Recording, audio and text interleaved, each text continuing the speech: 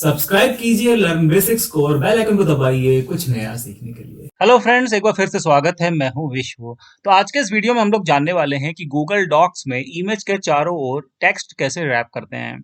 जैसा कि आप देख रहे हैं, यहाँ पर ऊपर टेक्स्ट है और नीचे टेक्स्ट है और बीच में इमेज है, लेकिन लेफ्ट साइड में और राइट साइड में कोई भी टेक्स्ट नहीं है। तो अगर यहाँ पर हमें टेक्स्ट लाना है, यानी कि चारों ओर टेक्स्ट लाना हो, तो वो हम कैसे करेंगे आज के इस वीडियो में जानेंगे। गूगल डॉक्स पर बेसिक से लेकर एडवांस तक के वीडियोस देखने के लिए नीचे डिस्क्रिप्शन में प्लेलिस्ट का लिंक दिया है, वहां से जाकर के आप वो वीडियोस देख सकते हैं। चलिए शुरू करते हैं आज का वीडियो। तो सबसे पहले आप इमेज को सेलेक्ट कर लीजिए, तो क्लिक कर दीजिए इमेज पे, तो इमेज आपकी सेलेक्ट हो जाएगी। जब इमेज सेलेक्ट कर लेंगे तो यहाँ देखिए कई सारे नए ऑप्शन आपको मिलते हैं। इमेज ऑप्शन मिला, रिप्लेस इमेज मिला और ये क्रॉप इमेज मिला, इस तरह के कई सारे ऑप्शन मिलते हैं। हमें क्लिक करना है इमेज ऑप्शन पे, ठीक है। तो जब आप इमेज ऑप्शन पे क्लिक करेंगे तो राइट साइड में आपको देखिए बहुत सारे ऑप्शन मिलेंगे यहाँ पर।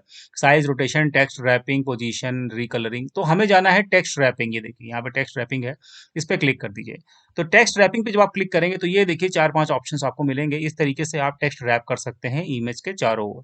तो हमें टेक्स्ट रैप करना है इमेज के चारों ओर, तो ये वाला ऑप्शन हम लेंगे, ठीक है।